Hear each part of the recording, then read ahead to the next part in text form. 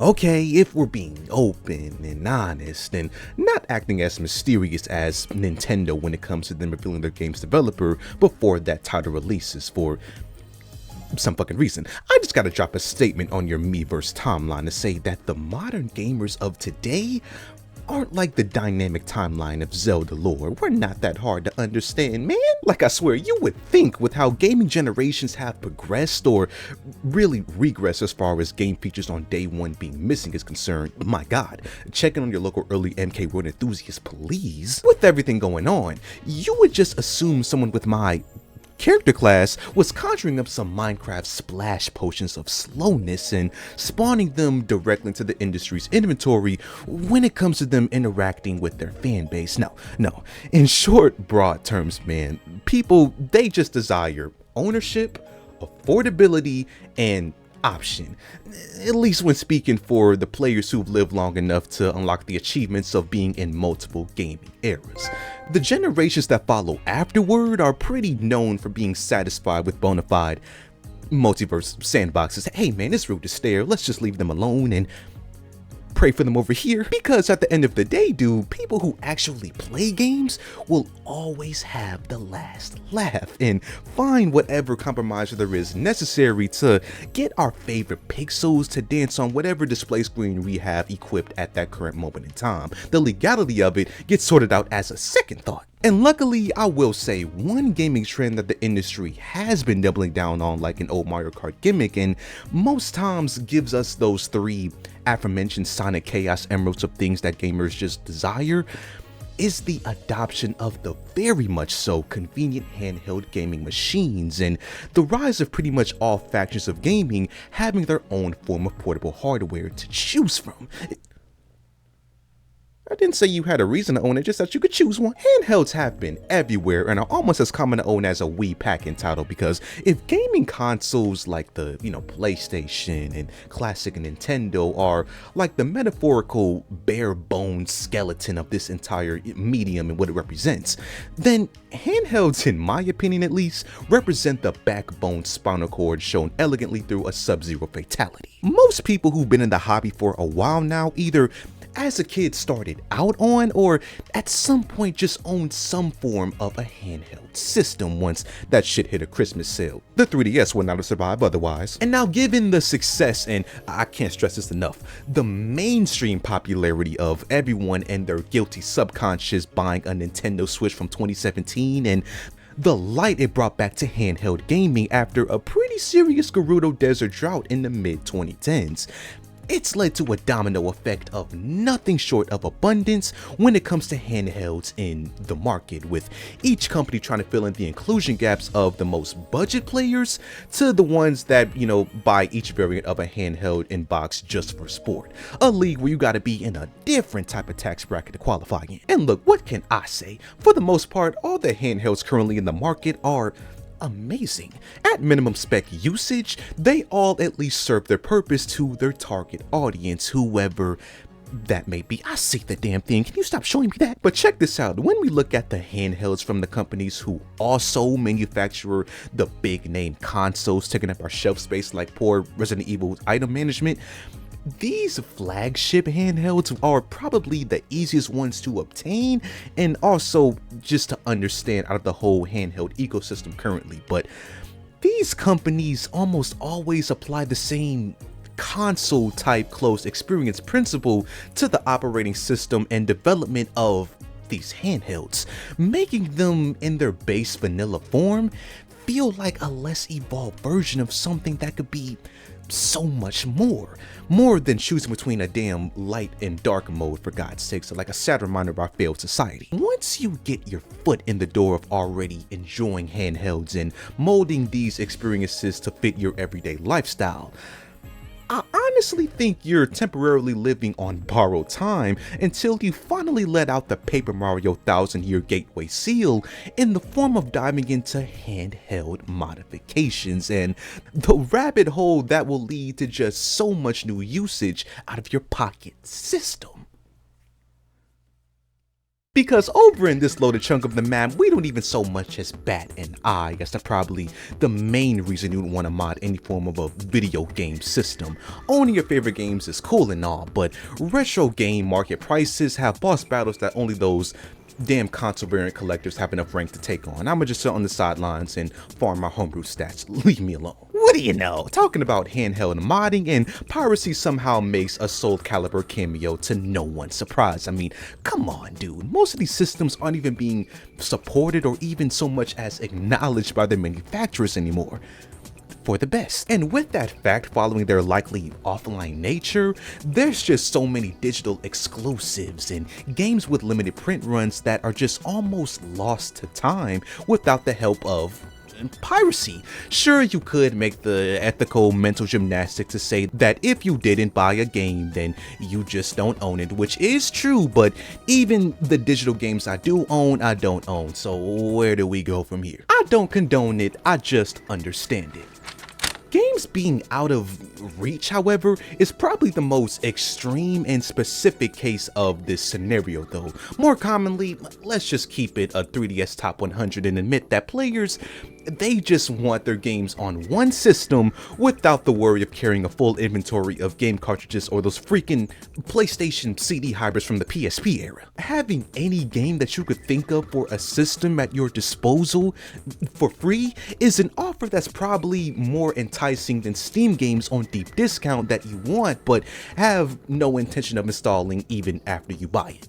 I would say that the convenience of having everything all in one place is a trend shared throughout all, the systems that exist in the world, but was really set in stone by the more contemporary handheld devices, boasting enough storage to fit the entire 90s generation onto just one of those damn systems. The Nintendo Switch, the PC-based handhelds, even the new third-party like Android-based emulators, they all have enough onboard and even upgradable storage to allow for any aspiring handheld modder to live out the, American dream of the definitive, universally accepted digital-only game library, one where all the shit is free. But don't get too caught up in just the piracy aspect out here, man. Handheld modding is like a prime telltale decision game. There are multiple pathways to go down. You would be setting yourself up for failure if you weren't at least aware about the other applications that you would have access to install on the more digital era handhelds. There's game editors, advanced settings, music and video apps. You can read a damn book on the PSP if you're freaky. We love that for you.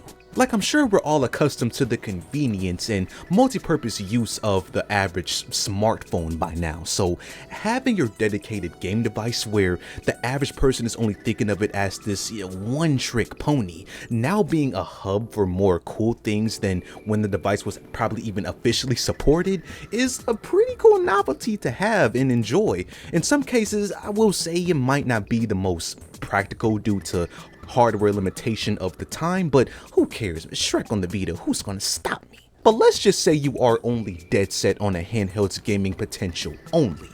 It is at least worth mentioning that these applications that you can install aren't only bounding you to what your device natively supports. Like, if you're on the Asus ROG Ally yet, you wake up one day with a sudden urge to play Killzone Liberation on your day off. I don't know what you did in your past life to deserve that, but man, I will tell you, these emulator applications will hook you up. Like, I can't even remember how many devices that weren't Nintendo I've seen on social media in like the past decade running Mario 64 better than the original damn platform. And it only gets more dangerous as you move up the totem pole of more graphically capable devices. I mean, what game generation isn't going to run on a Steam Deck that came before it? Same thing for, all the previous handhelds. Combine that with the fact that retro emulation has only gotten more efficient and more device compatible over time, so you just can't run out of things to play or experience on a modded handheld even outside of its native library. It's just not possible. A couple hours of exploit tutorials will open your pocket devices to literal years of a new lifespan. Whether that is within finding new games, viewing media, or every other application you'll see showing off through Reddit threads of people asking do they have this application as well. The tools are all there to fulfill any possible need you may have when using a modded handheld system. The only question is, will you look cool while doing so? Because no matter what anyone says, swag is everything.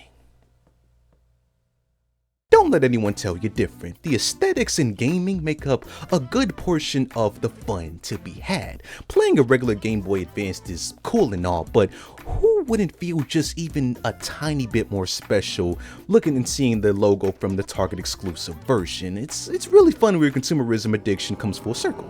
And yeah, I've already established how I feel about owning likely expensive handheld variants. It's not my thing, but there's nothing wrong with them inherently. It's just as exclusive as they can be to certain people, different colors on a handheld console will never measure up to the sheer amount of customization that modding these consoles will be able to just give you, allowing for players to give their own personalized touch on their systems that you just can't buy or even get the bare minimum of a damn wallpaper on these operating systems nowadays. It's tragic out here. I mean, why not? I'd go as far as to say that having some sort of custom firmware or new UI installed on a modded handheld is like the unofficial rite of passage when it comes to just, tricking out a system. It's sort of the way that you can either look at your handheld or show it off to someone and let them know the work that you put into, getting it to look as cool as it does right now. It's like car guys flexing on each other at meetups. Because you gotta understand that all handhelds and really every game system is just a computer with a very strict operating system, able to be modified under, obviously, the right conditions. So with that in mind, it's only a matter of knowing how to install the shit for you to get the most out of the hardware present. And man, the process, it only gets more easier when you start using handhelds that aren't even pretending to not be a bona fide PC. Like, it's literally a computer. Go crazy. And look over there at those newer third-party emulator systems that are really popular right now, or even the Nintendo Switch itself. These devices show how even Android can be installed in these game systems, giving an even more simple approach to customizing your handhelds. Because no matter which side of the spectrum that you're on, you will be able to find so many cool new themes, like startup sounds and visuals. Hell, you could turn a 3DS into a Windows 7. There is practically no limit as far as software customization goes, and if you're more of a wizard than I am and understand the programming on these handheld devices, you don't even need to limit yourself to downloading only others' creations. You can make that shit yourself, and if you decide to share it with the general public though, I just gotta say on behalf of every other person on the internet, please don't put it behind a download link that requires ads to, skip and get to it. Nothing kills the vibe more than these damn pop-ups nowadays. But either way, appearance is probably the most unique way to give your system its own type of vibe. But don't get it twisted. It's not limited to only, what you see internally as far as customization goes, especially for the more older handhelds out there that don't have that much software tweaking options for you to just, get into so easily. You see, instead, sometimes you gotta get a little bit more physical if you want to go about changing the appearance of these older type handhelds and modify the actual shell itself or the functions of the components inside to your liking. Because I am sure that we can all likely name drop a dope ass seller on places like Etsy right now making a bag, crafting original Game Boy or maybe Game Gear colorways that look like it came straight from the console company's assembly line, like it's so good. That or just giving these systems a much needed backlight, because Nintendo tried to speed up humans' evolution of night vision with those dim ass screens they used to try to force on us. People in this community are extremely talented, man, and honestly, they're also really giving too, because you can go to YouTube right now and learn these methods step by step. So once you go through the trenches of soldering and modifying your hardware on an engineering level, I can only imagine that your attachment to this piece of tech will only grow just that much more. It's like a me character, it's your creation now. You can swap out old parts for new ones, add things like a joystick to a base model DS instead of getting that fugly accessory. You can Frankenstein that thing until your heart is content, and as long as you do it right, it will feel 1000% worth it, however long that it may take you, because man, outside of what games you decide to play on your handheld, it's very rare that we see the creators of these game consoles push the agenda of just full-blown tailor-made experiences to the player. Really, because at that point it'd just be a damn PC, but still, unless you already have experiences with modding a handheld system, you just won't be able to fathom like how cool it is to have a pocket device that is made to be a one-note thing in its like base form, but now being able to push boundaries of just a hub of almost anything that you could imagine. And you know, if I sound like I'm trying to sell you on the idea of modding any handheld in your possession right now, I am. But I'm not a Sith. I don't deal in absolutes. Playing on vanilla hardware is just fine, dude. Like, in fact, if you don't know the sauce of how to do these things that I'm talking about, or you're just not computer tech savvy and you don't want to risk the likely expensive repairs that this might cost you, man, I wouldn't even recommend attempting to mod your handheld, especially if you don't know how to back up your game files, because shit can go left very fast. Trust me, me and the factory reset button have become fairly acquainted over the past few years. But I just think that eventually, if you religiously use handhelds, we all reach a point where we start winding down our usage of that handheld for whatever reason that it may be. And it's really easy to take advantage of all the technology that we have in our lives in general and just let that old PSP or that old Wii U or that Nintendo Switch just collect dust in your closet or wherever you're not using it anymore. Sure, you could just sell it and let someone else take it for a spin, but I don't think it would be hurting anyone to just put a few more miles on that system, courtesy of what modding can do for you.